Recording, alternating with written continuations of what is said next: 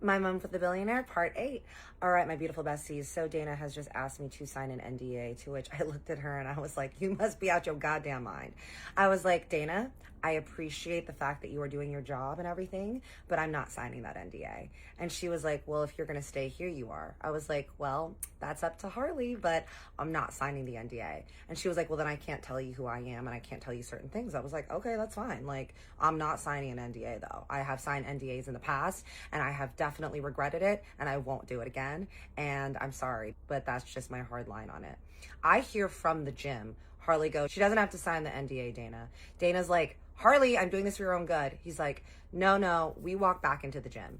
Harley's like on the cycling. He's like huffing and puffing. And he's like, Dana, it's fine. She doesn't have to sign it. And Dana's like, what? And he's like, yeah, it's fine.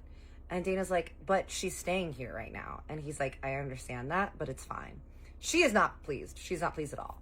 I was like, I understand that you're just trying to protect him, but I'm not signing that NDA because I need to protect myself. And he was like, look, it's fine. He finishes on the treadmill and I just kind of like do some weightlifting and pretending to do shit over there. And then he's like, all right, are you hungry? To me. And I'm like, oh, I had a little cheese plate before, but yeah. And he's like, I go to bed pretty early most nights, so let's have some sushi or let's like order some food or what is it that you're in the mood for? And then I'm gonna go to bed early because I have to wake up early for some meetings. I'm like, okay. I go in to go take a shower and get ready. And then once I come out and Harley's like, hey, I'm gonna order some sushi in because I'm really craving it. Is that okay? I'm like, honey, I can always eat sushi. And I was like, do you want to go out there? And he was like, no, I'm just going to order in. So he orders sushi from this amazing place in Encino called Sushi by Scratch. And it was fucking delicious, y'all. It was like Peruvian scallops and king Alaskan salmon, wild caught Russian crab, Santa Barbara uni, ikura, like toro sushi. It was so amazing. And so the food comes in and Dana brings it in from the door and she brings it over to the kitchen islands and there's like little chairs all around and we're just all sitting around there and she sits down to eat with us and Harley's like, sorry, my chef isn't here today. I gave him the day off because I didn't think I was gonna be back this early, but he'll be back tomorrow and then he can make you breakfast and everything, but sorry that we had to order it. I'm like, honey, I'm fine, you don't need to apologize to me. Dana's sitting there and it almost feels like she's trying to kind of chaperone the conversation. I know that she doesn't want him to say some stuff that is going to get him in trouble since I didn't sign the NDA, and I'm just like asking questions. I'm like, so Dana, where are you from? And she's like, oh, I'm originally from Kentucky. And I was like, oh, okay. And how long have you been working here for Harley? And she's like, oh, for 3 years. And I'm just trying to get her to warm up to me.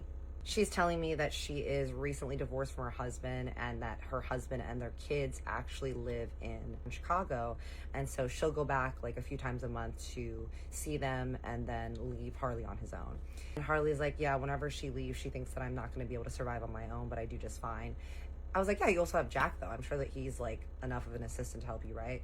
And they're both like, yeah. And I'm like, okay, weird. Maria's just kind of walking around doing stuff. And Harley's like, Maria, would you like some food? And she's like, no, I already ate. And she's like, I think that I'm going to go to bed actually. And she goes upstairs and goes to her room.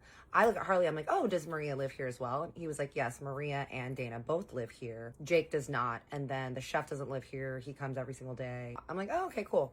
He's like, so what's on your agenda this week? I was like, I'm just going to be out apartment hunting and trying to figure out where I'm going to live.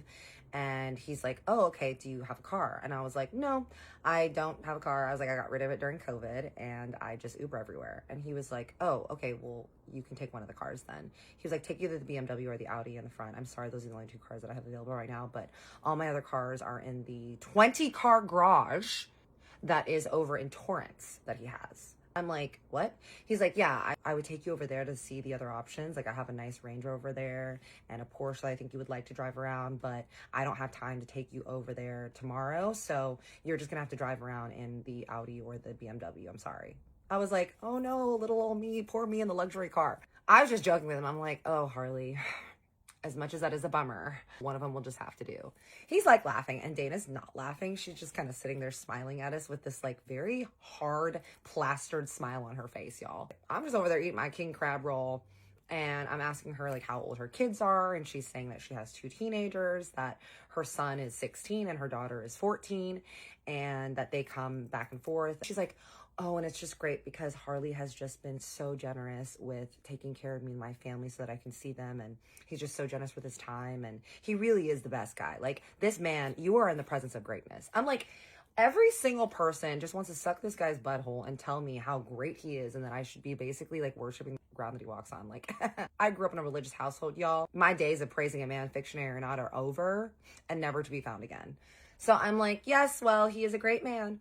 And Harley's like, okay, so this is what we'll do tomorrow. I have to go to the office tomorrow in the morning. And I was like, oh, where's your office? And he was like, Beverly Hills. I'm like, okay. He's like, I got to go to my office and then I can probably come back and drive around with you to look at places. And Dana's like, Harley, you have that other investor meeting and then we have to go do cryo and then you also have to go to the doctor.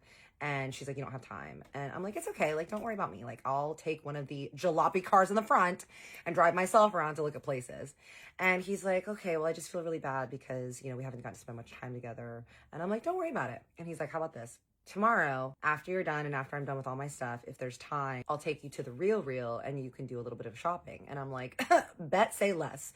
And he was like, and then he looks at Dana and he's like, and then Dana, can you tell Jake to make an appointment with my jeweler? Dana's just sitting there like, and I'm like, going shopping at the Real. We kind of finish eating and everything. And Dana's like, hey, I'm going to go and call my kids in my room. Are you guys just going to be up for a little bit? And I'm like, oh yeah, I'm not sleepy yet. And Harley's like, okay, well, we'll stay up and just have a little chat. Dana's like, okay, but make sure that you get to bed at a good hour, Harley. I'm like, are you his mother? Like, why are you henning him so much? But I'm like, okay. And he's like, yes, don't worry about me. She says goodnight. She goes upstairs. As soon as we hear her click, clackety, clack, clack up to the second floor, shuts the door, I look over at Harley and Harley goes, hey, the parents gone to sleep. I'm like, she's your assistant, but she acts like she's your mom. And he was like, yeah, I know. He was like, it's a thing. And he was like, hey, look, this company sent me a bottle of sake. That'll go really good with this sushi though, because there were like a few pieces left still.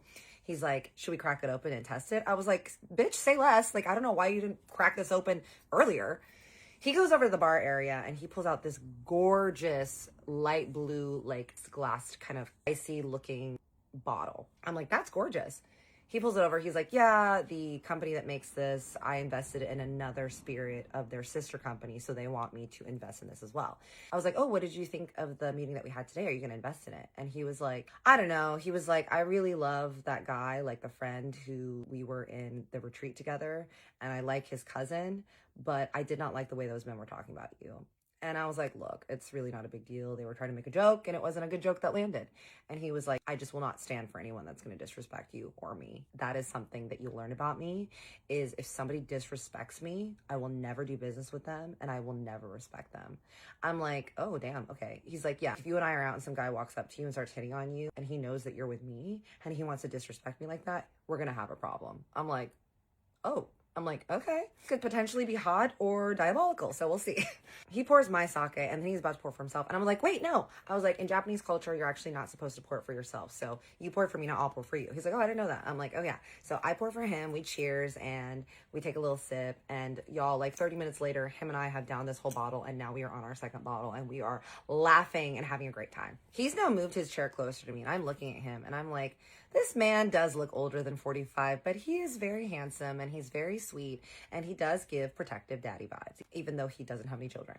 And he's like, I knew that you were special when you and I had matched on Raya and I didn't realize just how special, but seeing the way that you have been able to handle my dad and the men in that meeting, like it just shows that you are a woman that can really handle yourself. And I really need someone like you in my life. And I was like, okay, you're saying all the right things, sir. And I was like, yeah, well, I really appreciate that you weren't making me sign that NDA because I just wasn't comfortable with that. And I just did think it was a little odd that Dana, as your assistant, is trying to get you to do that. Y'all, he is 1.5 bottles of sake in that we've shared. So he's, I'm guessing, a little bit tipsy, but he just blurts out, yeah, well, that's what happens. Coaches are really bossy. I'm like about to sip and I look at him and I go, coach. And he's like mid sip and he realizes, and I see his eyes, that he realizes that he slipped up. I said, coach, like a life coach? He lowers his glass, y'all. He looks at me through his cute little clear chrome hearts glasses with his very sincere green basset hound eyes. And he just goes, she's not my life coach, among other things, but her real title is sober living coach. As he is mid-sip, he says that he has a sober living coach living at his house as he's mid-sip. I'm like, oh my God, have I just caused this man to relapse?